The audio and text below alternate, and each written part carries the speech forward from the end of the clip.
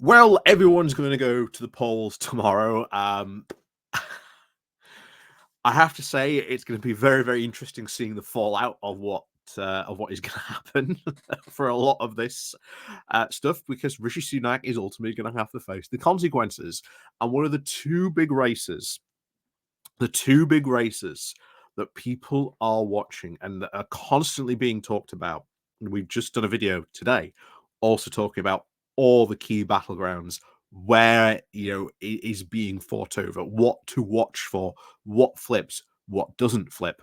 Obviously, Andy Street in the West Midlands, but also, as we said before, and we're going to talk about today, Ben Houchen. Now, both those races, and especially Ben Houchen's, does look like it is going to be very, very close, where every single vote looks like it is going to count for a lot. So turnout is going to be key. If you are up there, please do remind people to get out and vote. It is going to be very, very important. Local elections do not have a big turnout rate. So if you normally miss out voting in local elections, then do go and vote in this year's local elections. It will be very, very, very important, because the bigger a defeat, honestly, the more quicker we can, get a general election in and get rid of, the Tories. I prefer, honestly, going for a summer election rather than what we're being, at least Rishi Sunak's Australian advisor is saying, wait till the autumn to go for one. But like I say, why are things going to improve? Well, absolutely not. But even if Ben Houchen does somehow manage to hold on, it is worth looking at what the percentage swing is going to be. How much did that Labour vote increase by? Because that will be a very, very key indicator for a whole lot of other things. So even if Ben Houchen does walk away from winning, it will hardly, shall we say, potentially be a victory. Remember, Houchen really here is looking to sort of reinforce his winning credentials. He would only be really safe, or the Conservatives only really walk away with it a win, if it's another one of those big, colossal wins that he got back in 2021, where he got like over 70% of the vote. That's what he's really looking for again, to sort of try and repeat that. But Houchen's had a lot of problems. We're going to be talking about the Teesworks stuff again that he's going, it's going on. Like I say, if he wins and remains in post, all this Teeswork corruption stuff does not go away. It just comes back more and more and more. And hey, journalists have now started to really, like the dog going after the bone. They've now sensed something. They're more and more journalists are starting to get interested in this story. So there's more and more investigative stuff going on in this story, uncovering more and more stuff all the time. So this is just going to be a continuing political saga. It's going to be not only really bad for Ben Houchen, it's going to be really bad for the Tories, and especially really bad for Rishi Sunak, because he is massively invested in a successful Freeport and rolling these out across the country. When you look at it and you say, well, look just how bad, and all this corruption, all this stuff that went on in the Teesside Freeport, just look how bad, all this stuff. Do we really want to be rolling this stuff out? So there's a lot of stuff that, Ben Houchen has been bad at. Transport has really suffered under his rule as well. There's a lot of bad stuff about transport stuff that's been going on and coming up during this campaign as well. There's a story came out recently that in Middlesbrough, he did not go to a meeting, which was now delayed. A ton of leveling up funding and cash that the local council was going to get access to. And bear in mind, if this guy is like the poster child for like leveling up, bit embarrassing, really, that you've denied that money going to a local council, but there you go. So all that stuff, hopefully, and hopefully Friday we'll see what happens. But hey, we'll find out, I'm sure, very, very soon. But anyway, let's get on to talking about Ben Houchen and his new magic roundabout, because oh boy, this is just yet another big twist in this whole Teesworks saga. So before we do go talking more about this, please do remember to click on like, the share button. The link's down below. To click on the Patreon page, the Buy Me Coffee link, where you can, well, buy me coffee. There's the YouTube thank you button. And of course, as always, there's the Pony Club down below as well. And of course, it is Wednesday, so we'll be doing a Pony Club video for all our Patreon members and the Pony Club members down below. So go check that out. And if you want, sign up. It helps out the channel and so forth. So as always, thank you very much for all those people who do help and support the channel that way. And of course, as always, let's crack on into this. So this comes from the Northeast Bylines with Houchen, Teesworks, and PD Ports, the sequel. So Tory Tees Valley Mayor Ben Houchen and his four private co-owners. Like that's almost like some sort of bizarre, alternative rock band. Ben Houchen and the four private co-owners. Anyway, Ben Houchen and the four private co-owners of the Teesworks Ltd have now just likely wasted over £4.3 million worth of public money in legal costs trying to shake down PD Ports in an access case. So, a reasonable person might assume that the drama over the Teesworks Ltd co-owners would now draw a line under the case and just move on. But it is not to be. Teesworks Ltd has now lodged papers for an appeal and will have, quote, Teesworks Access, the sequel, to look forward to in just a few months' time. Chris Musgrave and Martin Coney are the two leading players in the Teesworks Ltd, a public-private joint venture created by the public South Tees Development Corporation, and the firms controlled by the developers and their two associates were gifted over 90% of the company.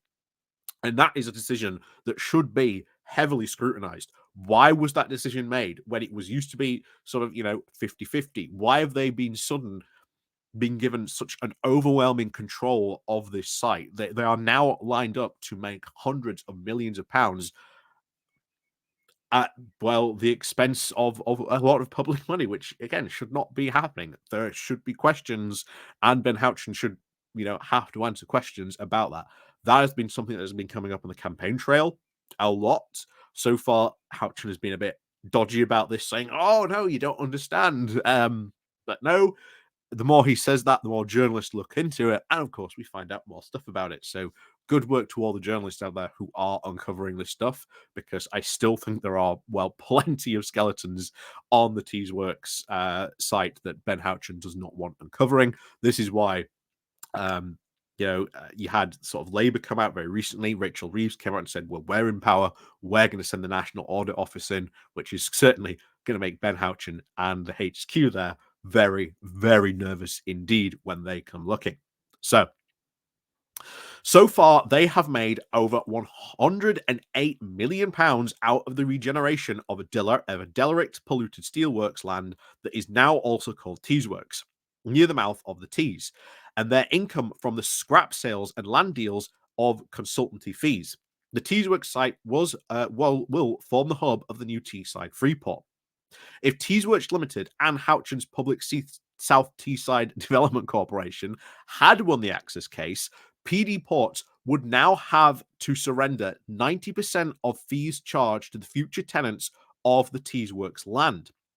Chris Musgrave and Coney, the partners of Ian Well and Chris Hallison, are due to earn up to £200 million in consultancy fees and income from the PD Ports access decision.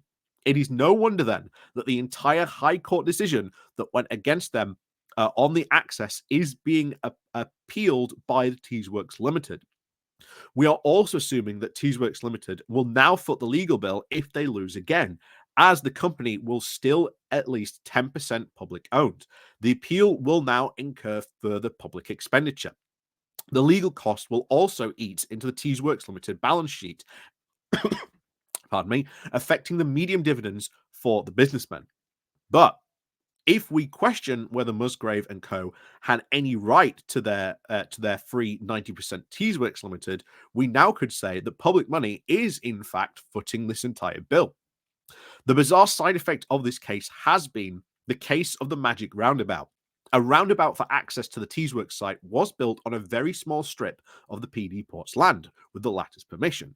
But With the Access court case, PD Port's ownership now created a potential Mexican standoff, with the potential company now launching their own ransom strip shakeholder state shakedown against Teesworks Ltd and the South Tees Development Corporation.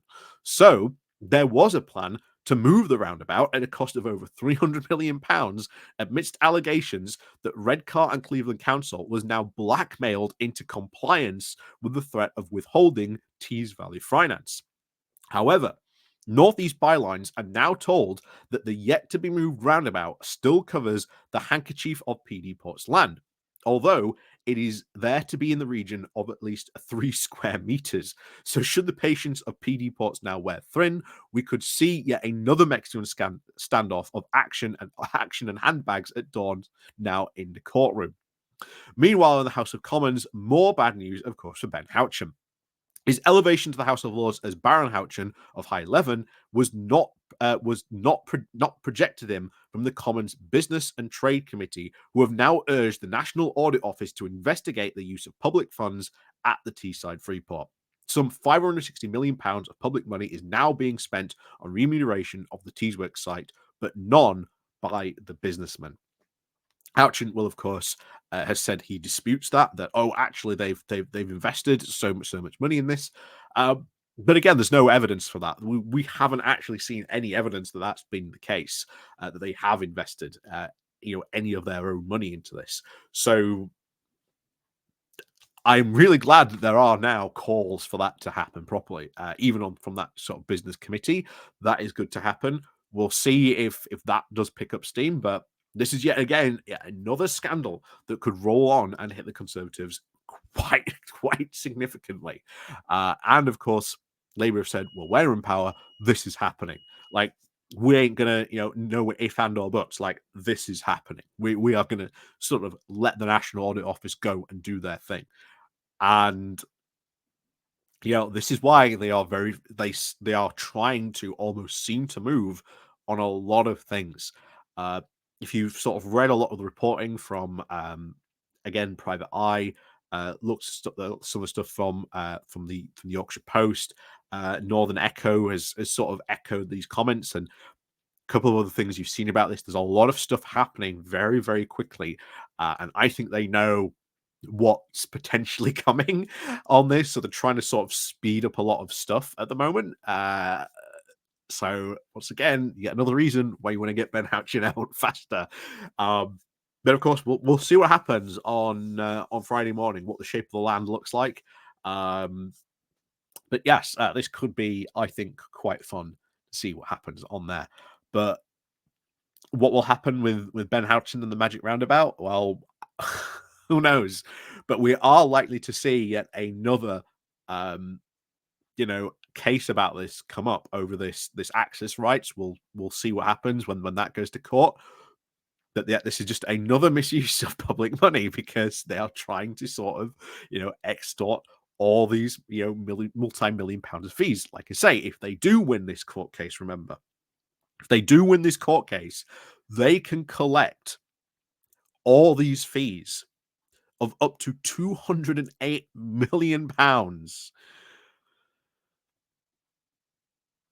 So, yeah, that is a lot of money. And of course, remember, PD Ports would then surrender 90% of the fees that would charge to the future tenants of that land. That is, again, a lot of money on the line here. You can see why they are sort of seeming to pursue this case because of that. And even then, their reasoning might be, well, hey, if we do win the case, excellent. We gain, all this, extra money from all those fees. If we don't win the case, well, who knows? Well, it's public money they're spending anyway, apparently, most of it. There's still no evidence that there is, their own money put into this. But we'll see. We'll find out, I suppose, when it all comes due, because this is honestly shaping up to be a massive scandal on so many fronts. But we'll see what happens. But as always, like I say, thank you very much for watching. And of course, as always, we'll see you all next time.